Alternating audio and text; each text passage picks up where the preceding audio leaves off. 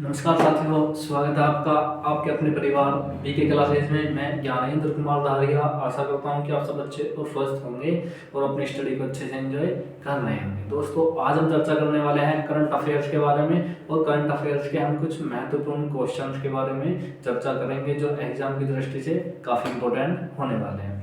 तो दोस्तों, ज़्यादा समय ना लेते हुए देखेंगे अपना सबसे पहला क्वेश्चन। देखिए, क्वेश्चन आपकी स्क्रीन पर दिया हुआ है।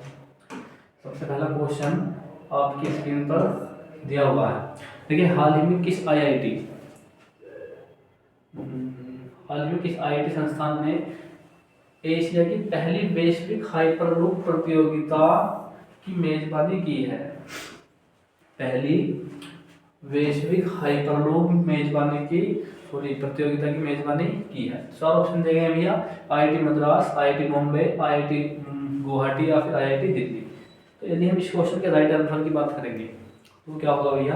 वो होगा आईआईटी मद्रास। उसके बाद आईआईटी मद्रास के बारे में जानकारी लेंगे तो कहाँ पड़ता है? तमिलनाडु में पड़ता है। तमिलनाडु के भी चेन्नई में। बात करेंगे आईआईटी मद्रास की स्थापना की, तो आईआईटी मद्रास की जो स्थापना हुई वो हुई थी 1959 में। दूसरी बात आप देख लेंगे भाई, आप अगर देखिए हमने आईआईटी मद्रास के बारे में तो बता दिया, लेकिन भैया ये बताओ कि वैश्विक हाइपरलूप जो है, ये हाइपरलूप क्या होता है? मैंने कहा देखिए, हाइपरलूप एक ऐसी तकनीकी होती है जिसके माध्यम से भी जो ट्रेनें चलती हैं, ट्रेन वगैरह, उनको एक कैप्सूल के अंदर चलाया जाता है। उससे उनके मध्य घर्षण कम लगता है। जब घर्षण कम लगेगा तो उसकी क्या होगी? स्पीड भी कई गुना बढ़ जाएगी। तो इस हाइपरलूप तकनीक की मदद से जो ट्रेनें होती हैं उन्हें 1000 किलोमीटर प्रति घंटा से 1200 किलोमीटर प्रति घंटा तक दौड़ाया जा सकता है। तो ये उसी के ट्रायल से संबंधित है। दूसरा, इस तकनीक का प्रयोग एरोस्पेस तकनीक में भी किया जाता है। अब यदि बात करें हाइपरलूप की, तो इसकी शुरुआत कहाँ से हुई थी? तो इसकी शुरुआत हुई थी स्पेस एक्स ने। इसमें शुरुआत की हुई है इसकी स्पेस एक्स ने। स्पेस एक्स ने इसकी शुरुआत करी।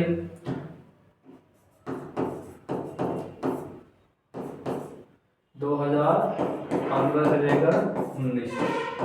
स्पेस एक्स कहाँ की कंपनी में है? एक तो अमेरिकी कंपनी है, अमेरिकी भी जो स्पेस एक्स एक अमेरिकी कंपनी है, अमेरिका की भी प्राइवेट कंपनी है। तो यहाँ से एग्जाम में क्वेश्चन पूछा जा सकता है। चलेंगे दोस्तों अपने नेक्स्ट क्वेश्चन। देखिए, नेक्स्ट क्वेश्चन आपके स्क्रीन पर दिया हुआ है। हाल ही में वियतनाम की संसद ने किस देश के साथ $8 बिलियन के, जो वियतनाम की संसद है उसने किस देश के साथ $8 बिलियन US के रेल संपर्क को मंजूरी दी है? चार ऑप्शन यहाँ पर दिए गए हैं भाई: अमेरिका, चीन, ईरान या फिर बांग्लादेश। तो यदि हम इस क्वेश्चन के राइट आंसर की बात करेंगे तो क्या होगा? तो होगा भैया चाइना। हाल ही में जो वियतनाम पड़ता है जस्ट चाइना के नीचे वाला पार्ट है। अब देखिए, जो वियतनाम और चाइना, इन दो देशों को लेकर संघर्ष चलता रहता है, क्योंकि जो चाइना कहता है वो तो ये कहता है कि भैया वियतनाम हमारा ही हिस्सा है। लेकिन कुछ देश ऐसे हैं जैसे यूएन, जो अंतर्राष्ट्रीय संगठन है, यूएन भी वियतनाम को एक अलग देश मानता है। तो इन दोनों के मध्य अपना एक आपसी विवाद चल ही रहा है। अब देखेंगे भैया, इस $8 बिलियन की रेल संपर्क को मंजूरी दी गई है। अब बात करें थोड़ी सी चाइना के बारे में। चाइना कहाँ पड़ता है? ये चाइना एशिया में पड़ता है। कहाँ पड़ेगा चाइना? एशिया महाद्वीप में पड़ता है।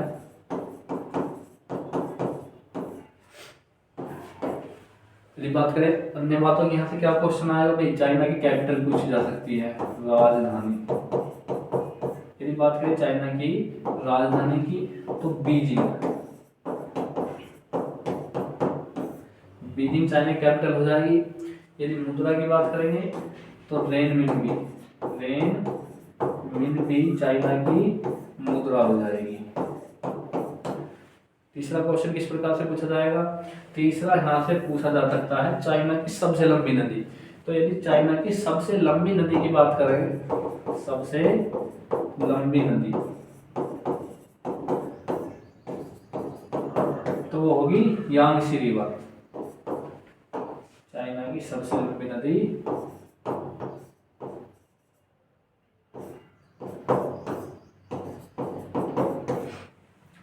तीसरा क्वेश्चन यहाँ से क्या पूछा जाएगा। अब देखिए बात हुई है संसद वगैरह की, यहाँ पर बात हुई है, तो चाइना के बाद संसद के बारे में देखेंगे।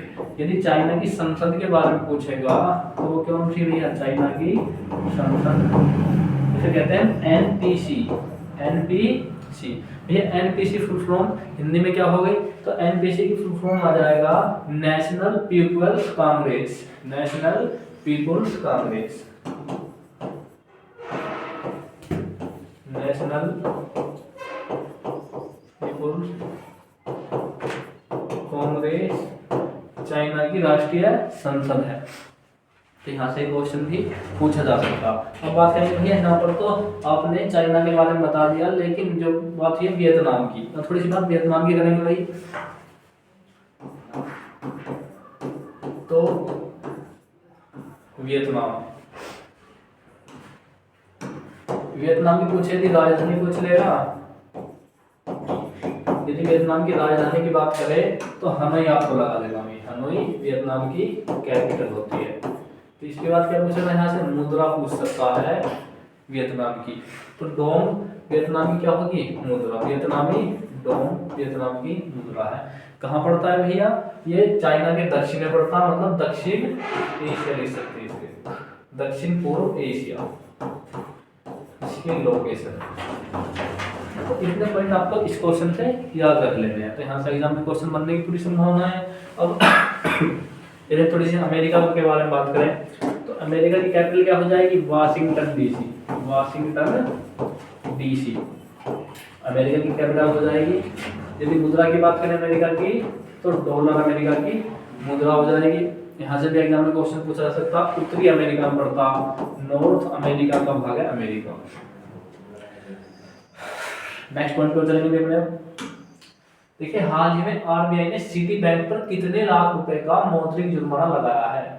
सिटी बैंक पर आरबीआई के द्वारा कितने रुपए का मौद्रिक जुर्माना लगाया गया है। तो यदि हम इस क्वेश्चन के राइट आंसर की बात करेंगे तो देखिए जुर्माने की बात है और एक शब्द दिया है मौद्रिक।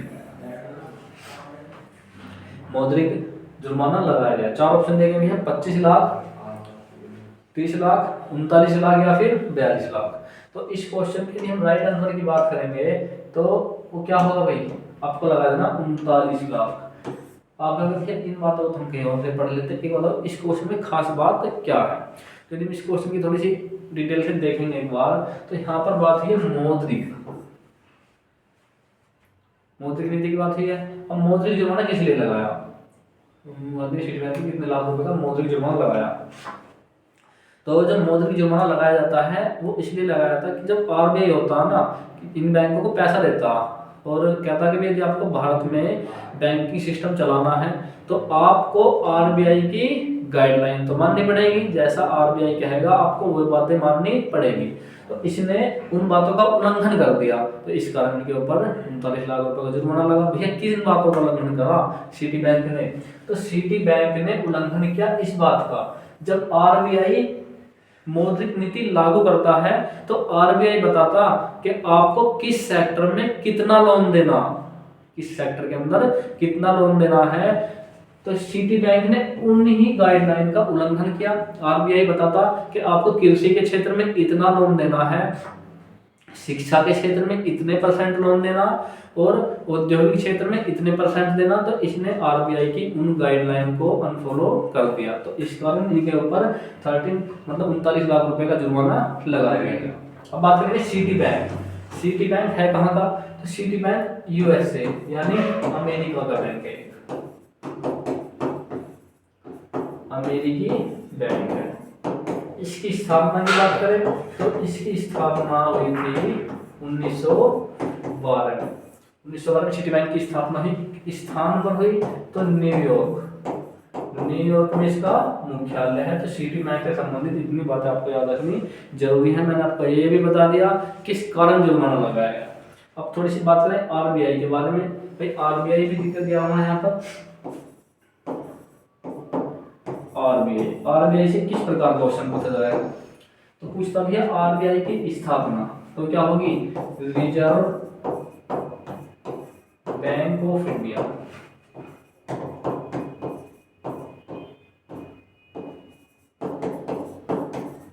Reserve bank of India.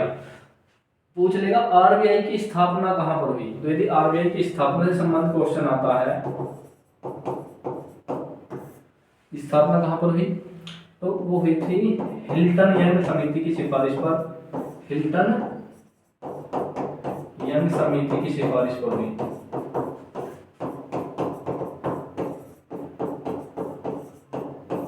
कब हुई थी भैया, 1934 में। जो हिल्टन यंग समिति थी, इस समिति का गठन हुआ था 1926 में, इस समिति का गठन हुआ, तो यहाँ से एग्जाम में क्वेश्चन पूछा सकता है। 1926 में हिल्टन यंग समिति का गठन किया गया था। 1934 में रिपोर्ट आई, 1935 में इस समिति ने, आरबीआई ने काम करना शुरू कर दिया। अब और देखेंगे थोड़ी सी बात है इसके बारे में। तो यदि पूछे आरबीआई के पहले गवर्नर, प्रथम गवर्नर कौन होंगे आरबीआई के, आरबीआई के प्रथम गवर्नर थे sir Osborne Smith, Osborne Smith RBI के पहले गवर्नर थे। यहीं पर यदि पूछ ले प्रथम भारतीय गवर्नर, यहीं पर पूछ लेगा भैया भारतीय गवर्नर कौन थे इसके प्रथम भारतीय गवर्नर,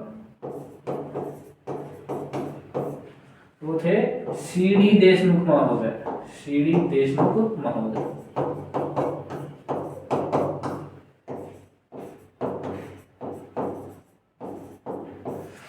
और किस प्रकार से क्वेश्चन आएगा आपका भैया, वर्तमान जो हमारा वर्तमान गवर्नर है आरबीआई के वो कौन है, तो लिख लेंगे वर्तमान गवर्नर के बारे में लिख लेंगे भाई, तो वो है संजय मल्होत्रा, संजय मल्होत्रा। तो यहाँ से आपको इतनी बातों का ध्यान रख लेना भी, यदि क्वेश्चन आएगा तो यहीं से आपको मिल सकता है। इस कारण में बता दिया कि भैया सिटी बैंक के ऊपर किस कारण जुर्माना लगाएगा, तो आपने मौद्रिक नीति पढ़ी है यदि आरबीआई की, तो आरबीआई यहाँ पर गाइडलाइन जारी करता है कि किस क्षेत्र में कितना लोन आपको देना, तो इस सिटी बैंक ने उन बातों का उल्लंघन कर दिया। तो यहाँ से एग्जाम में क्वेश्चन पूछा जा सकता है। अभी चलेंगे अपने नेक्स्ट क्वेश्चन की ओर। देखिए हाल ही में किस राज्य सरकार ने पहला हरित बजट प्रस्तुत किया है, किस राज्य सरकार ने पहला हरित बजट प्रस्तुत किया है। चार ऑप्शन यहाँ पर देंगे भैया, बात है हरित बजट की, तो किस राज्य ने पेश किया भाई, राजस्थान, हरियाणा, पंजाब या फिर मध्य प्रदेश। तो यदि हम इस क्वेश्चन के राइट आंसर की बात करेंगे तो वो होगा भैया हरियाणा, सॉरी राजस्थान। राजस्थान सरकार ने पहला हरित बजट पेश किया है। अब बात करें थोड़ी सी राजस्थान के बारे में, तो राजस्थान क्या पूछ सकता है यहाँ से सीएम, तो सीएम कौन है यहाँ पे, भजनलाल शर्मा जी, भजनलाल शर्मा राजस्थान के सीएम है।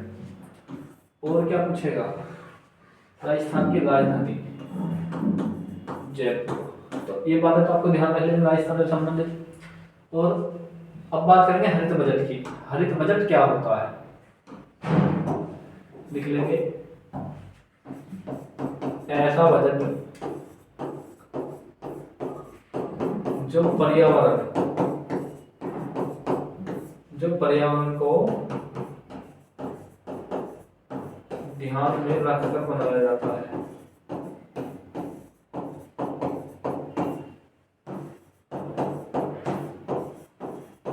ऐसा बजट जो पर्यावरण को ध्यान में रखकर बनाया जाता है उसे हरित बजट कहते हैं। इसके क्या फायदे होते हैं, जो पर्यावरण से नुकसान होते हैं उनकी भरपाई इस बजट के द्वारा की जाती है। पर्यावरण के लिए जो फंड होता है वो इस बजट के द्वारा दिया जाता है। अब आप क्या भैया, ये तो चलो हरित बजट हो गया, क्या बजट के कुछ और भी प्रकार होते हैं क्या, लिख लेंगे बजट के अन्य प्रकार। एग्जाम में यहाँ से क्वेश्चन पूछा सकता है अभी, क्या लिख लेना आपको, बजट के अन्य प्रकार,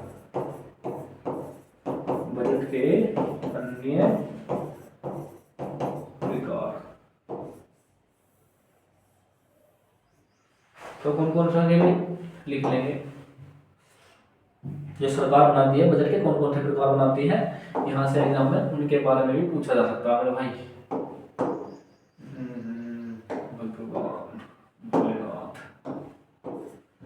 तो लिख लेंगे पहला संतुलित बजट, संतुलित बजट। दूसरा लिखेंगे घाटे का बजट,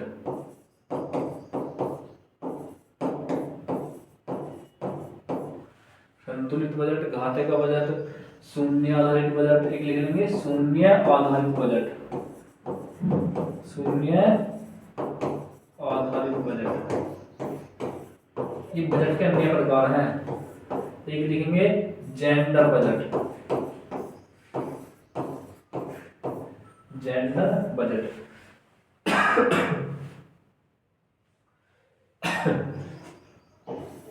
एक लिख लेंगे चौथा, इस प्रकार से हम इसे डेफिनेशन कर सकते हैं बजट की। अब आपका भैया इनके बारे में थोड़ा थोड़ा संतुलित बजट ऐसा बजट के पूरी साल में 100 रुपए कमाए और 100 रुपए लगा दिए, ना घाटा ना नुकसान। घाटे का बजट ऐसा बजट जिसे भारत सरकार बहुत ज्यादा बनाती है घाटे के बजट को। कमाई तो हमारी 100 रुपए है, खर्चा हम 110 रुपए कर रहे हैं, तो ये क्या करती है थोड़ा थोड़ा पैसा मुद्रास्फीति के रूप में हम अर्थव्यवस्था में डालते रहते हैं, तो ये घाटे का बजट भारत सरकार बहुत ज्यादा बनाती है।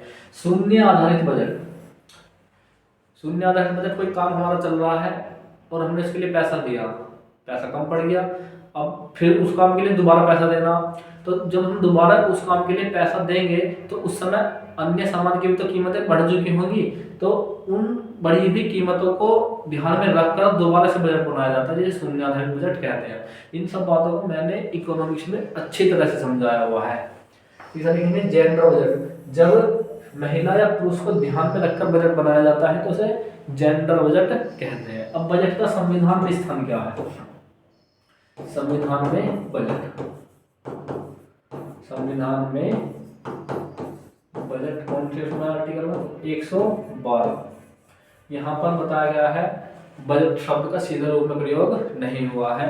तो यहाँ से एग्जाम में क्वेश्चन इतनी बातें बन सकती है भाई।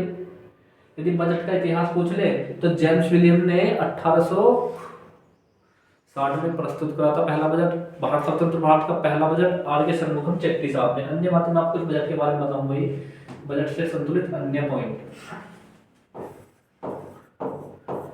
बजट अन्य पॉइंट, यहाँ से देखना भी एग्जाम में क्वेश्चन आ सकता है। कौन कौन से हैं? पहला बजट भारत का, पहला बजट वो कब हुआ था? 1860 में। किसने करा था? जेम्स विलियम, जेम्स विलियम ने करा था। जब भारत ब्रिटिश उपनिवेश था उस समय की बात है। लॉर्ड कैनिंग वायसराय थे भारत के, भारत सचिव लॉर्ड स्टेनली थे। इस समय की बात बता रहा हूँ 1860 की। लॉर्ड कैनिंग तो भारत के वायसराय थे और लॉर्ड स्टेनली जो भारत सचिव का पद का गठन किया गया था 1858 के एक्ट के तहत, तो इस समय भारत के भारत सचिव थे लॉर्ड स्टेनली और वायसराय लॉर्ड कैनिंग, वित्त मंत्री जेम्स विलियम थे इस समय। तो यहाँ से एग्जाम में क्वेश्चन पूछा जाएगा, दो आ जाएगा स्वतंत्र भारत, स्वतंत्र भारत में किसने करा भैया? आर.के. शनमुखम चेट्टी साहब ने, आर.के. शनमुखम चेट्टी साहब, आर.के. शनमुखम चेट्टी साहब ने पहली बार बजट प्रस्तुत करा। तो यहाँ से एग्जाम में क्वेश्चन पूछा जा सकता है। एक पॉइंट और लिख लेंगे 1924, रेल बजट को आम बजट से अलग कर, रेल बजट को आम बजट से अलग कर दिया गया, आम बजट से अलग कर दिया गया। आपको बता रहा हूँ जहाँ से बजट से संबंधित एग्जाम में क्वेश्चन पूछे जाते हैं, ये जो पॉइंट मैं आपको बताए हैं यहाँ से संबंधित क्वेश्चन आएंगे। आपको तो भैया आप तो राजस्थान से शुरू हुए थे यहाँ पर बता दें, लेकिन एग्जाम की दृष्टि से इंपॉर्टेंट पॉइंट है तो आपको एक बार ये चीजें देखते हुए चलना है। रेल बजट को आम बजट से अलग कर दिया गया 1924 में। एक डेट और लिख लेंगे बस, लास्ट एक डेट और लिख लेंगे, वो कौन सी होगी? 2016-17।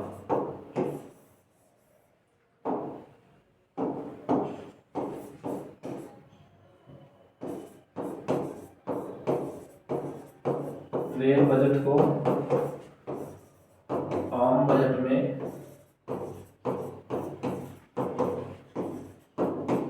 जोड़ दिया गया।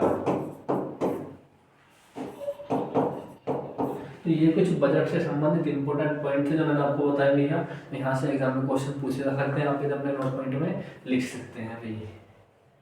चलेंगे अपने नेक्स्ट पॉइंट की ओर। देखिए, हाल ही में किस मंत्रालय ने बेराइट फेल्स पर अभ्रक और क्वार्ट्ज के प्रमुख खनिजों के रूप में वर्गीकरण किया है? गृह मंत्रालय, रक्षा मंत्रालय, या फिर मित्र मंत्रालय, या खान मंत्रालय? तो किसके द्वारा किया गया अभी वो? खान मंत्रालय के द्वारा। नेक्स्ट क्वेश्चन की ओर चलेंगे अपने। देखिए, हाल ही में किसने दिल्ली में पहले सौर सम्मेलन का उद्घाटन किया है? किसके द्वारा किया गया अभी ये किया गया है प्रधानमंत्री नरेंद्र मोदी के द्वारा सौर सम्मेलन। स्टूडेंट से संबंधित है ये सौर सम्मेलन। नेक्स्ट पॉइंट को चलेंगे। हाल ही में किस तारीख को वैश्विक सामाजिक न्याय दिवस मनाया जाता है? इंपॉर्टेंट क्वेश्चन है आपका। भैया आपने इस क्वेश्चन में तो कुछ बताया नहीं, मैंने कैसे बताना कुछ इतना इंपॉर्टेंट है नहीं, लेकिन ये जो क्वेश्चन है इसमें बहुत सारी बातें बताने लायक जिनको मैं आपको बताऊंगा। देखिए, विश्व सामाजिक न्याय दिवस मनाया जाता है। कब मनाया जाता है सामाजिक न्याय दिवस? तो 17 फरवरी, 20, 18 फरवरी, 19 या फिर 20। तो इस क्वेश्चन के लिए हम राइट आंसर की बात करेंगे तो होगा भैया 20 फरवरी। इस क्वेश्चन का राइट आंसर हो जाएगा। आप कहेंगे भैया सामाजिक न्याय क्या होता है? सामाजिक न्याय ऐसे कह सकते हैं भाई, कोई कमजोर वर्ग है, कोई क्षेत्र मतलब कमजोर है, कोई वर्ग कमजोर है जनमानस के अंदर, उसको वो सभी सुविधाएं उपलब्ध कराना जो एक अमीर व्यक्ति को मिलती है। सभी तो नहीं, लेकिन जो जरूरतमंद चीजें हैं। ऐसे देखिए, कोई आप किसी के साथ में ऐसे नहीं कर सकते कि भाई ये व्यक्ति तो महिला है इसके साथ भेदभाव करो, ये व्यक्ति पुरुष है तो इसके साथ में अधिक भेदभाव करो, ये दलित है इसके साथ में भेदभाव हो जाएगा। तो उन सभी को सामाजिक न्याय कहते हैं कि सभी को समानता के जरिए मानना, वो क्या सामाजिक न्याय होता है। संपत्ति जो होती है, ऐसा नहीं भाई कि देश के अंदर एक ही व्यक्ति के पास में अधिक संपत्ति हो जाएगी, उस जो व्यक्ति अधिक पैसा कमा रहा है तो उस व्यक्ति के ऊपर अधिक टैक्स लगाएंगे और उस टैक्स के पैसे से जनता के अंदर समानता लाई जाएगी, उसे कहेंगे हम आर्थिक समानता। एक होती है राजनीतिक समानता। अब देखिए, जो उससे पहले SC/ST समुदाय होता था तो उन लोगों को प्रॉपर सुविधाएं नहीं थी भारत के अंदर, तो उन लोगों को रिजर्वेशन दिया गया। संसद की जो सीटें होती है उनके अंदर अलग, विधानसभा की सीटें होती है उनके अंदर अलग रिजर्वेशन दिया गया, और उनको समाज की मुख्य विचारधारा में लाया गया। मतलब वो कौन सा था उनका? राजनीतिक न्याय, राजनीतिक अधिकार, राजनीतिक न्याय वहां से दिया गया। तीसरा था भैया जो नौकरी वगैरह में रिजर्वेशन मिलता आर्टिकल 16 में, तो वो भी किसका पार्ट है? सामाजिक न्याय का पार्ट है। तो यहाँ से एग्जाम में क्वेश्चन पूछा जा सकता। अब देख लेंगे भैया सामाजिक न्याय के आर्टिकल। संविधान के अंदर कुछ आर्टिकल है सामाजिक न्याय के आर्टिकल कौन कौन से समाज में? सीधा सीधा एग्जाम में क्वेश्चन पूछा जाएगा संविधान में। तो कौन से होंगे? पहला लिख लेंगे आर्टिकल 14, आर्टिकल 14। दूसरा आर्टिकल 15,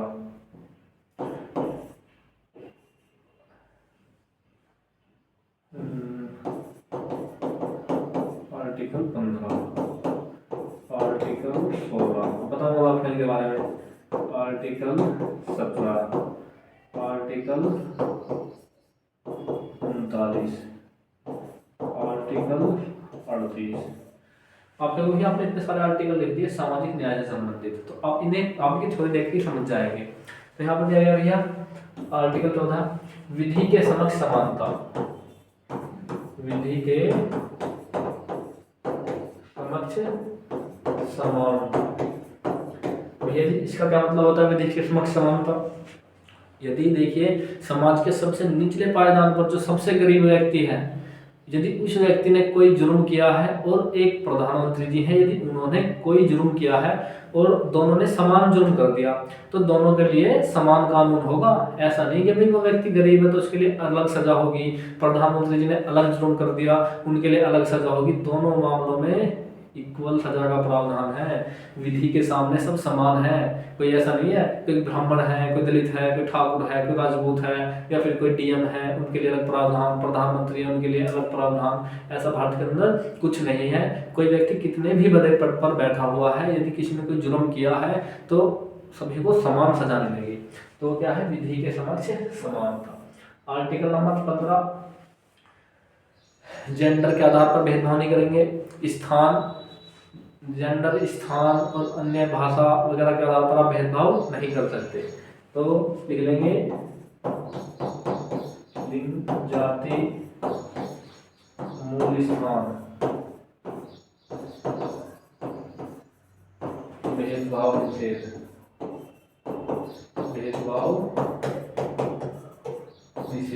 मतलब आप इन सब के आधार पर भेदभाव नहीं कर सकते। और भी इसमें बहुत सारे पॉइंट दिए हुए हैं। आर्टिकल नंबर 16, नौकरी में समान अवसर, नौकरियों में समान अवसर की बात की है आर्टिकल नंबर 16 में, यहीं से रिजर्वेशन दिया गया आर्टिकल नंबर 16 के तहत। ऐसे नहीं भी कि कोई व्यक्ति ये कह सकता है कि भाई नौकरी के अंदर समान किसी को अवसर नहीं मिल पा रहा, तो किसके अनुसार मिलेगा, आर्टिकल नंबर 16 के अनुसार। आर्टिकल नंबर 17 में अस्पृश्यता का अंत,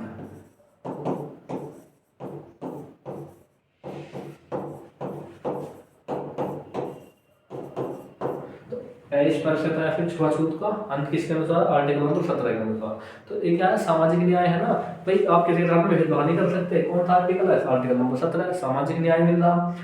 दूसरा, विधि के समक्ष समानता, राजनीतिक न्याय है। 15, लिंग, जाति, स्थान आदि के आधार पर भेदभाव नहीं कर सकते, सामाजिक न्याय है। और कौन सा भैया आ जाएगा आपका, छुआछूत का अंत, आर्टिकल नंबर 18। आर्टिकल नंबर 39 और 40, ये तो ऐसे आर्टिकल हैं जिनके तहत संविधान के अंदर व्यवस्था की गई है कि किसी भी देश, मतलब अपने देश के अंदर कोई भी यदि संपत्ति का एकीकरण किसी एक व्यक्ति के पास में हो रहा तो सरकार उसको रोकेगी और उसके ऊपर प्रॉपर टैक्स लगा करके गरीब जनता का उसके द्वारा भला करेगी। तो क्या होगा भैया, वो सामाजिक न्याय मिलता। सामाजिक न्याय के अंदर कई उदाहरण होती है, जैसे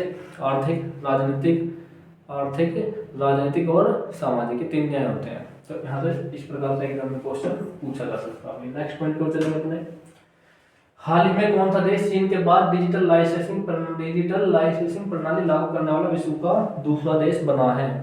तो वो बना भैया भारत। आपको भैया क्या होती है डिजिटल लाइसेंसिंग प्रणाली। अब देखिए, आप ऐसे जा रहे हैं कहीं पर बाइक लेके जा रहे हैं, तो पहले क्या होता था, कागज लेके जाते थे आरटीओ वगैरह को दिखाने के लिए, किसी अफसर को दिखाने के लिए कि बाइक हमारी चोरी वगैरह की नहीं है। तो वो क्या था, मान्य नहीं होता था कि भाई मतलब आपको हार्ड कॉपी लेके जानी है उसकी। लेकिन अब क्या है, अब इस लाइसेंसिंग प्रणाली के जरिए डॉक्यूमेंट्स वगैरह किसी के आधार पर भैया एक तो हार्ड कॉपी, एक होती है सॉफ्ट कॉपी, तो उसके जरिए इनको दिखाया जा सकता है। तो किसे संबंधित तो भैया भारत सरकार से। नेक्स्ट पॉइंट पे चलेंगे अपने, हाल ही में सुप्रीम कोर्ट ने कॉलेजियम प्रणाली में कितने स्थायी न्यायाधीशों की नियुक्ति को मंजूरी दी है। 4 ऑप्शन यहाँ पर दिए गए हैं, आपको 4 ऑप्शन दिए गए हैं। सुप्रीम कोर्ट कॉलेजियम ने मुंबई हाई कोर्ट में कितने स्थायी न्यायाधीशों की नियुक्ति को मंजूरी दी है। तो 3 स्थायी न्यायाधीशों की नियुक्ति को मंजूरी दी है। अब बात है यहाँ पर सुप्रीम कोर्ट की, बात इसकी है सुप्रीम कोर्ट की यहाँ पर बात हुई है। तो थोड़ा सा सुप्रीम कोर्ट के बारे में देख लेंगे भाई। सुप्रीम कोर्ट स्थापना से संबंध रहेगा, हमें क्वेश्चन पूछा जाएगा। तो क्या लगा देना आपको, वो हुई थी 1935 में। काव्य आरंभ कब से करा इसने अपना, काव्य आरंभ करा था 1935 के एक्ट के अनुसार। 1937 से काव्य करना आरंभ किया। जो प्रथम मुख्य न्यायाधीश थे सुप्रीम कोर्ट के, प्रथम मुख्य न्यायाधीश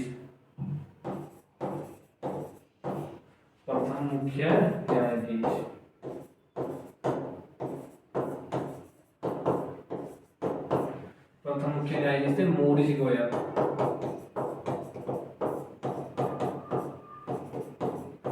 यदि पूछ ले वर्तमान न्यायाधीश कौन है सुप्रीम कोर्ट के, वर्तमान CJI कौन है भारत के, तो लिख लेंगे संजय खन्ना जी। कौन है, संजय खन्ना। संजय खन्ना वर्तमान मुख्य न्यायाधीश सुप्रीम कोर्ट के। यहाँ से इस प्रकार से एग्जाम में क्वेश्चन पूछा जा सकता है। यदि उसके मुख्य न्यायाधीश से संबंधित आर्टिकल पूछे तो आर्टिकल नंबर 124 का सब क्लोज 2, इसके अनुसार क्या होती है, न्यायाधीशों की नियुक्ति होती है।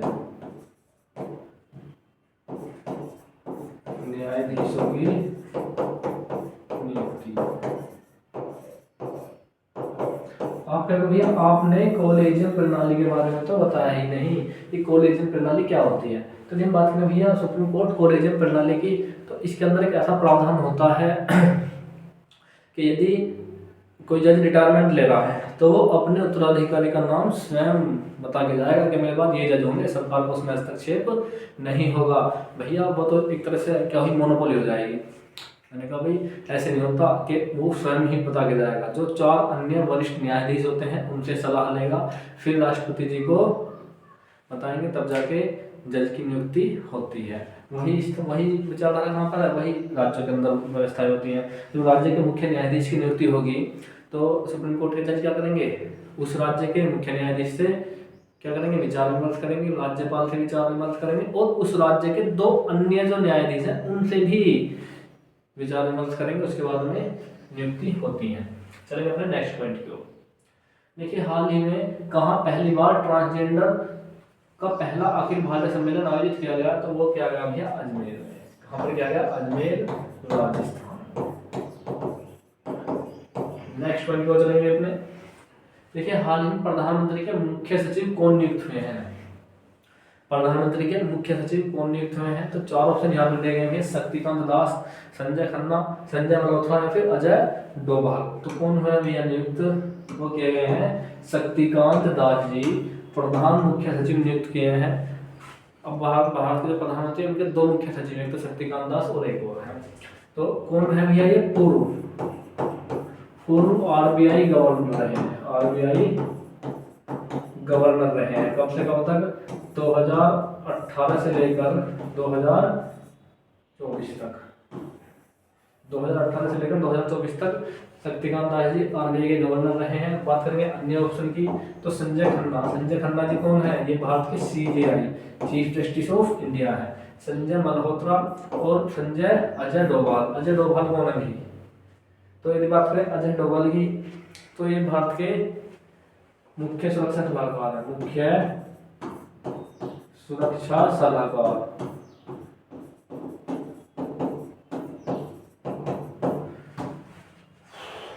दोस्तों आज की क्लास में हमने अपने करंट अफेयर्स के क्वेश्चन कंप्लीट करे।